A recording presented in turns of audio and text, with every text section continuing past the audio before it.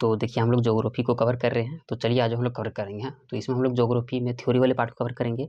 इसमें काफ़ी ऐसे पार्ट हैं जो हम लोग को जानना चाहिए। चलिए शुरुआत करते हैं। सबसे फर्स्ट बड़ा इजी, भारत का नामकरण। हाँ, तो भारत को हम लोग काफ़ी नामों से जानते हैं। जैसे सबसे फर्स्ट हम लोग भारत को, हाँ, जो भारत है तो भारत को भारत के नाम से जानते हैं। हम लोग हिंदुस्तान भी बोलते हैं भारत को, आर्यावर्त भी बोलते हैं, इंडिया भी बोलते हैं, और बोलते हैं ब्रह्मवत। हाँ, करके ब्रह्मवत के नाम से भी हम लोग क्या करते हैं, इंडिया को जानते हैं। मतलब भारत का ऐसे नामकरण रखा गया है। आगे देखिएगा, अब जरा एक एक करके देखते हैं कि कैसे कैसे नाम पड़ा है। ठीक है, तो भारत का नाम कहाँ पड़ा है, तो भारत का नाम पड़ा है ऋग्वेद। हाँ, ऋग्वेदिक काल के प्रमुख जो जन जो था कौन था, भरत था। तो भरत के नाम से रखा गया है भारत। याद रख सकते हैं। कहाँ पर उल्लेख मिलता है, ऋग्वेद में मिलता है। ऋग्वेद में जब आप पढ़िएगा तो आपको मिलेगा कि जो प्रमुख जो जन भरत था उसके नाम से भारत का नाम रखा गया है। आगे उसी तरह से आगे पढ़ेंगे हिंदुस्तान। हाँ, तो हिंदुस्तान का नाम कैसे रखा गया है, तो फारसी और अरबी इतिहासकारों ने, हाँ बात करें फारसी और अरबी इतिहासकारों ने भारत को हिंदुस्तान कहा है। ठीक है, उसी तरह से आर्यावत क्या क्या है, आर्यावत का नाम रखा भारत को कि आर्यों का निवास स्थान होने के कारण इसे आर्यावत कहा, ऐसे याद रख सकते हैं। और इंडिया किसने कहा, यूनानियों ने भारत को इंडिया कहा, याद रख सकते हैं। देखिए एक तो भारत हम लोग यहाँ पढ़े कि ऋग्वेदिक, आपको दिख रहा होगा ऋग्वेदिक काल में प्रमुख जन के रूप में मिला। और दूसरा जो भारत जो था वो जो था दूष्यंत। बात करें दूष्यंत और शकुंतला के पुत्र भरत के नाम पर रखा गया। इसकी जानकारी कहाँ मिलता है, तो इसकी जानकारी हमें वायु पुराण में मिलता है, आप इसे याद रख सकते हैं। और आगे था ब्रह्मावर्त। तो ब्रह्मावर्त भी कहा जाता है।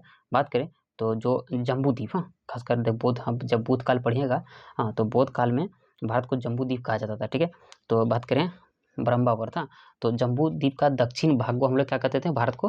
तो जो बौद्ध धर्म वाले व्यक्ति थे वह ब्रह्मावर्त के नाम से भारत को पुकारते थे। तो ये सब इंपॉर्टेंट अब याद रख सकते हैं। चलिए आगे, अब थोड़ा कुछ और फैक्ट्स को पढ़ते हैं हम लोग। बात करें, देखिए भारत को हिंदुस्तान, भारत को हिंदुस्तान सर्वप्रथम किसने बुलाया, तो ईरानियों ने बुलाया। ठीक है, बौद्ध काल में भारत को क्या कहा जाता था, तो बौद्ध काल में भारत को जम्बू द्वीप कहा जाता था। ठीक है, सर्वप्रथम इंडिया किसने बोला, तो यूनानियों ने बोला। कहीं कहीं ऑप्शन में अभी ग्रीक लिखा होगा। ठीक है, अब चलो जानते हैं कि भारत क्या है, तो भारत कितना बड़ा है, कितना चौड़ा है। ठीक है, देखिए वर्तमान क्षेत्रफल की बात करें भारत का कितना है, तो वो है 32,87,263 स्क्वायर किलोमीटर, याद रख सकते हैं। टोटल वर्ल्ड की बात करेंगे तो हम लोग का जितना भी जमीन है उसका मात्र 2.4% है। कितना है, 2.4%। और बात करें इसमें से 2.4% में बात करें लगभग 70, बात करें 17.5%, बात करें बात करें लगभग 18% क्या है, जनसंख्या रहता है। अब इसे याद रख सकते हैं। ये जमीन हो गया, ये जनसंख्या होगा, जनसंख्या। इसलिए हम लोग जानते हैं जनसंख्या के मामले में हम लोग आजकल टॉप की लिस्ट में भी आ गए हैं। लेकिन अभी हम लोग 11 के अनुसार बात करेंगे तो अभी हम लोग सेकंड में हैं, फर्स्ट चाइना है। क्षेत्रफल की बात कर रहे थे कि भारत का क्षेत्रफल 32,87,263 वर्ग स्क्वायर किलोमीटर, वर्ग स्क्वायर किलोमीटर। क्षेत्रफल में 2.4% था और विश्व में हम लोग 7वां स्थान पे था। आते हैं हम लोग क्षेत्रफल में। अब थोड़ा और जानते हैं भारत के बारे में। हम लोग देखिए भारत का आकार की बात करेंगे। तो भारत का जो आकार होगा वो कैसा आकार होगा, वो होगा चतुष्कोणीय। बात करें तो चतुष्कोणीय। अब उसी तरह से भारत को जान लेते हैं। देखिए मैं तो उतना मैप हमको आता नहीं है, फिर भी बता देता हूँ। मैं एक थोड़ा रफ डायग्राम लूँगा। मान लीजिए ये मेरा भारत है। ठीक है, ये हम लोग का प्यारा भारत है। तो भारत का बात करें पूर्व से पश्चिम, जैसे ये पूर्व होता है ये पश्चिम। तो पूर्व से पश्चिम की बात करेंगे। पूर्व से पश्चिम। तो पूर्व से पश्चिम का लंबाई कितना है, लंबाई की बात करेंगे तो वो हो जाएगा 2,933 किलोमीटर। याद रख सकते हैं। याद रखने का तरीका क्या है, देखिए 3 को 2 बार लिखिए। 3 को 2 बार रखिए, इसको मल्टीप्लाई कीजिए, 9 रखिए, और 3 को 2 बार लिखिए, इसलिए 2 लिख दीजिए। थोड़ा ईजी है। देखिए फिर उसी तरह से क्या है, पूर्व से पश्चिम तक भारत का लंबाई कितना हो गया, 2,933। ठीक है, उसी तरह से उत्तर से दक्षिण की बात करेंगे। तो उत्तर से दक्षिण क्या होगा, पूर्व पश्चिम उत्तर से दक्षिण। ये वाला बात करेंगे उत्तर से दक्षिण। तो उत्तर से दक्षिण बात करेंगे तो वो हो जाएगा कितना, हो जाएगा 3,214। कैसे लिखेंगे, तो आप 3 पकड़िए। 3 से घटते चलिए। 3, 2, 1 और 3 के बाद 4 होता है तो 4 यहाँ लिख दीजिए। इस तरह से आप इसको याद रख सकते हैं। आगे बात करेंगे तो द्वीपों सहित। द्वीपों सहित भारत का जो कुल लंबाई कितना है, तो 7,516.6 किलोमीटर, इसे याद रख सकते हैं। भारत का स्थलीय सीमा कितना है, तो 15,200 किलोमीटर है। जनसंख्या भारत का कितना है, तो हम लोग देखिए कि जनसंख्या अभी लगभग 140, हम लोग ऐसे बात करें तो 11 के अनुसार तो 1.2, 121 करोड़ हम लोग हैं। तो लेकिन अभी हम लोग काफ़ी बढ़ चुके हैं, 145 भी हम लोग पार कर रहे हैं शायद। अभी गणना नहीं हुआ है, होगा तो फिर हम लोग कंटिन्यू करेंगे। तो अभी हम लोग 11 के अनुसार ही याद रखते हैं। ठीक है, परसेंट बता रहा है कि वर्ल्ड में भारत का जनसंख्या कितना परसेंट में है, तो वो 17.5। उस तरह गाँव कितना है भारत में, गाँव कितना भारत में, तो गाँव मिलेगा आपको लगभग 6.40 लाख। याद रखें। भारत का जो अक्षांशीय विस्तार है, भारत का जो अक्षांशीय विस्तार है वो कितना है, देखिए 8 डिग्री 4 मिनट से 37.6 उत्तरी अक्षांश। अभी तो भूलिएगा नहीं। मैं इसे पढ़ाऊंगा, अक्षांश दशा से पढ़ाऊंगा, अब इंतजार कीजिए। ये शॉर्ट है, मैं इसके बाद जब इसका नेक्स्ट वीडियो पढ़ाऊंगा ना, फिर मैं बताऊंगा अभी। देखिए अक्षांशीय विस्तार क्या बोला कि 8 बात करें 8 डिग्री 4 मिनट से 37 डिग्री 6 मिनट था, ऐसे इसको पढ़ देंगे। देशांतरी विस्तार की बात करेंगे, तो ये कितना होगा, तो 68 डिग्री 68 डिग्री 7 मिनट से 7 मिनट से 97 डिग्री 25 पूर्वी देशांतर। अभी जो नाम टूक मत भूलिएगा, नाम जरूर बताइएगा, ठीक है। उसी तरह से एक भारत पर पढ़ते हैं कर्क रेखा। तो कर्क रेखा जो है ना, भारत के टोटल 8 राज्यों से गुजरता है। और कर्क रेखा 23.5 डिग्री उत्तरी अक्षांश को दर्शाता है। अब सर जानते हैं कि हम लोग भी पढ़ रहे थे कर्क रेखा। तो कर्क रेखा हम लोग जाने कि टोटल भारत के 8 राज्यों से गुजरता है। तो 8 राज्य कौन कौन है, देखिए मैं मैप तो नहीं लगाया हूँ क्योंकि मैं कॉपी से पढ़ा रहा हूँ। मैं फिर वो समझाने पूरा प्रयास करूँगा। आप ये पूरा पश्चिम, तो पश्चिम से पूर्व की ओर चलिएगा ना, तो आपको ये 8 राज्य नजर आएगा। जैसे सबसे पहले गुजरात, राजस्थान, दूसरा उसके बाद तीसरा में MP। नंबर जरूर याद रखिएगा, एग्जाम अक्सर नंबर पूछते हैं। गुजरात, राजस्थान, MP, छत्तीसगढ़, झारखंड, पश्चिम बंगाल और त्रिपुरा और मिजोरम। ये देखिए आप शॉर्टकट मत याद रखिएगा कि मित्र पर गमछा झाड़ी, से फालतू वाला ऐसी बात है।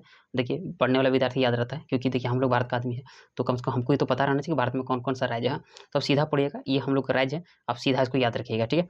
ये कैसे हुआ, ये जो है पूरा पश्चिम, तो हम लोग इसको कैसे याद रख रहे हैं, तो पश्चिम से पूर्व की। अब इसको जरूर याद रखिएगा। कभी कोई पूर्व से पश्चिम बोलेगा तो हम लोग मिजोरम त्रिपुरा से चलना शुरू करेंगे, ठीक है। लेकिन अक्सर गुजरात से ही पूछे जाते हैं, ज़्यादा ईजी रहता है। तो ऐसे रहो ना, गुजरात, राजस्थान, MP, MP हो गया, छत्तीसगढ़, झारखंड, पश्चिम बंगाल, त्रिपुरा और मिजोरम। आगे बात करेंगे हम लोग, देखेंगे कर्क रेखा टोटल कितना है, 8 राज्यों से गुजरता है, ठीक है।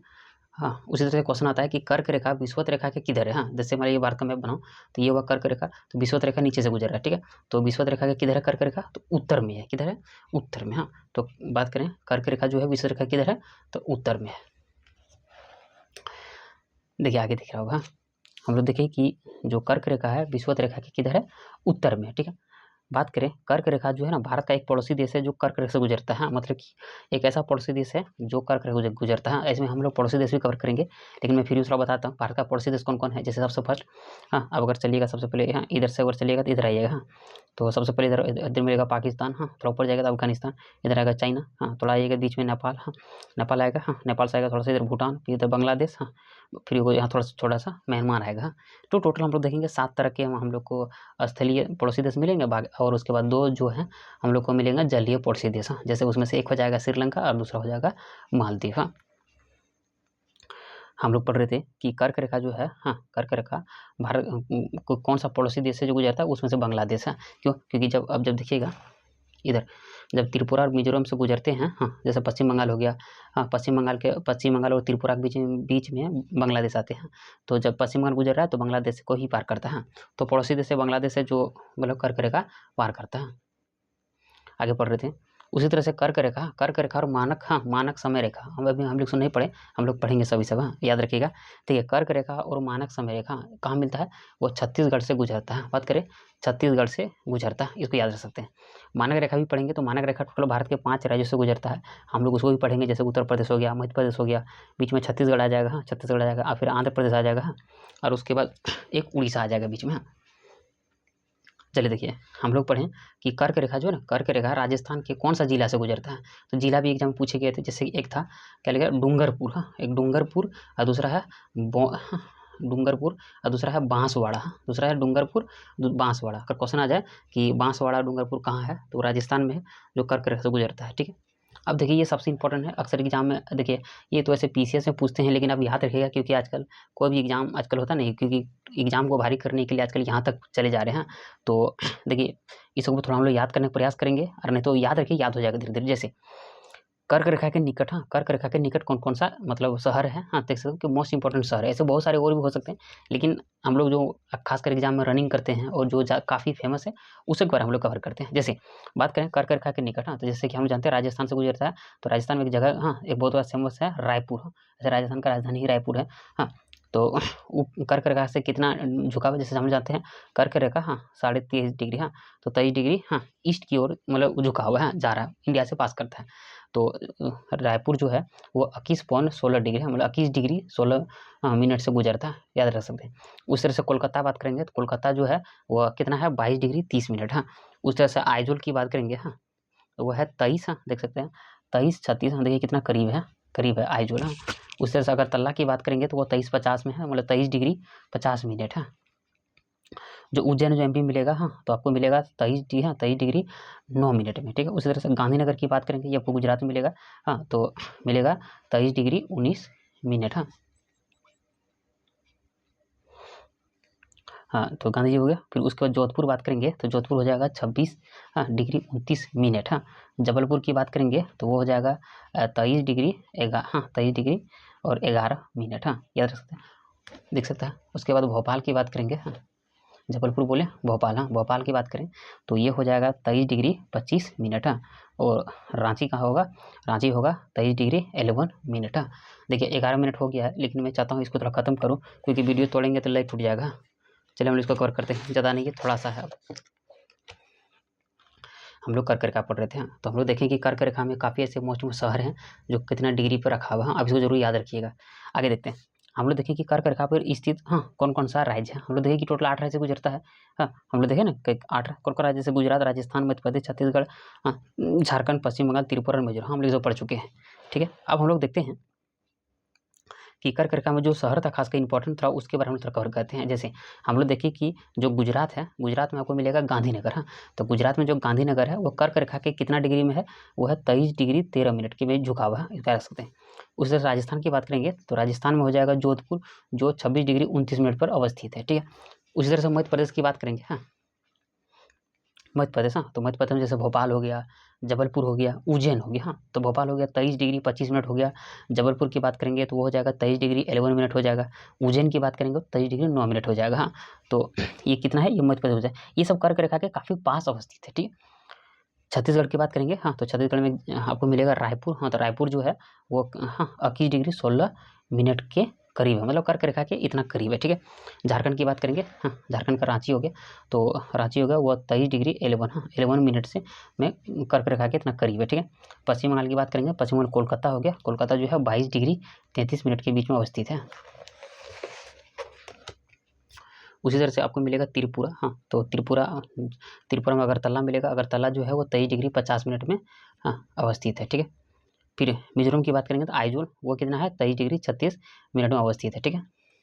चलिए ये क्वेश्चन आज के लिए यहाँ से बन रहे क्वेश्चन। तो कर्क रेखा, तो कर्क रेखा के उत्तर में, जैसे कि ये कर्क रेखा गुजरा है, तो ये पूर्व पश्चिम, इधर उत्तर, ये उत्तर हो गया और ये हो गया दक्षिण। तो हम लोग देखेंगे कि कर्क रेखा के उत्तर में कौन कौन सा ऐसा प्रमुख शहर है, ठीक है। तो सबसे फर्स्ट में जाएगा राजस्थान में, तो राजस्थान में जैसे कि एक उदयपुर हो गया और जोधपुर हो गया। ये जो दोनों शहर जो है वो कर्क रेखा के उत्तर में अवस्थित है, इस तरह से। उस तरह से मध्य प्रदेश की बात करेंगे, मध्य प्रदेश में कटनी जो है जो कर्क रेखा के उत्तर में। ऐसे और भी शहर हो सकते हैं, लेकिन ये काफ़ी फेमस शहर है, एग्जाम में पूछे गए सब हैं। झारखंड की बात करें जैसे बोकारो हो गया, धनबाद हो गया, ये कर्क रेखा के उत्तर में अवस्थित है, ठीक है। देखिए पश्चिम बंगाल की बात करेंगे तो पश्चिम बंगाल में जो दुर्गापुर है वो कर्क रेखा के उत्तर में अवस्थित है। त्रिपुरा में बात करें, अगरतला जो शहर है वो कर्क रेखा के उत्तर में अवस्थित है। उसी तरह से मिजोरम की बात करेंगे तो मिजोरम में जो आइजोल शहर है वो कर्क रेखा के उत्तर में अवस्थित है। ये जितने भी शहर का जो हम लोग नाम लिखे, जो हम लोग देखें तो इसको याद रहेगा, ये किसने है, ये कर्क रेखा के उत्तर में अवस्थित है, इसको याद रख सकते हैं। चलिए आगे, देखिए लास्ट हो गया, अभी मैं फिर रोक देता, फिर 3 मिनट के लिए वीडियो क्या बना था, कोई बात नहीं है, चलता है थोड़ा। देखिए तो कर्क रेखा हम लोग उत्तर में देखिए कर्क रेखा कौन कौन अवस्थित है। अब देखेंगे कर्क रेखा के दक्षिण में कौन कौन सा शहर स्थित है। तो जैसे गांधीनगर हो गया जो गुजरात में अवस्थित है, ये जितने भी हैं जैसे कि गांधीनगर हो गया, भोपाल हो गया, जबलपुर हो गया, कोरबा हो गया, रांची हो गया, कोलकाता हो गया और लुंगलई, नहीं दिखा, लुंगलई, ये जितने भी जो हैं वो कर्क रेखा के दक्षिण में अवस्थित है। अब इसको याद रख सकते हैं। जैसे मैं दिखा देता हूँ, गांधीनगर जो है, गांधीनगर आपको गुजरात में मिलेगा जो कर्क रेखा के दक्षिण में है। उस तरह से भोपाल हो गया आपको एमपी में मिलेगा जो कर्क रेखा के दक्षिण में अवस्थित है। जबलपुर की बात करेंगे, ये भी एमपी में है जो कर्क रेखा के दक्षिण में मिलेगा, ठीक है। कोरबा, कोरबा काफ़ी फेमस है, कोरबा छत्तीसगढ़ में अवस्थित है, और कोरबा कर्क रेखा के दक्षिण में अवस्थित है, ठीक है। उस तरह से रांची की बात करेंगे, तो रांची जो झारखंड की राजधानी है ये कर्क रेखा के दक्षिण में अवस्थित है, ठीक है। उस तरह से कोलकाता जो हो गया वो पश्चिम बंगाल अवस्थित है, वो कर्क रेखा के दक्षिण में अवस्थित है, ठीक है। और एक आपका बच गया मिजोरम, हाँ, जो लुंगलई है ये कर्क रेखा के दक्षिण में अवस्थित है। अभी हम लोग यहीं तक पढ़ रहे हैं और कुछ थ्योरी बचा हुआ है, उसके बाद फिर हम लोग इस रिलेटेड क्वेश्चन भी करेंगे। तो मिलते हैं नेक्स्ट पार्ट में।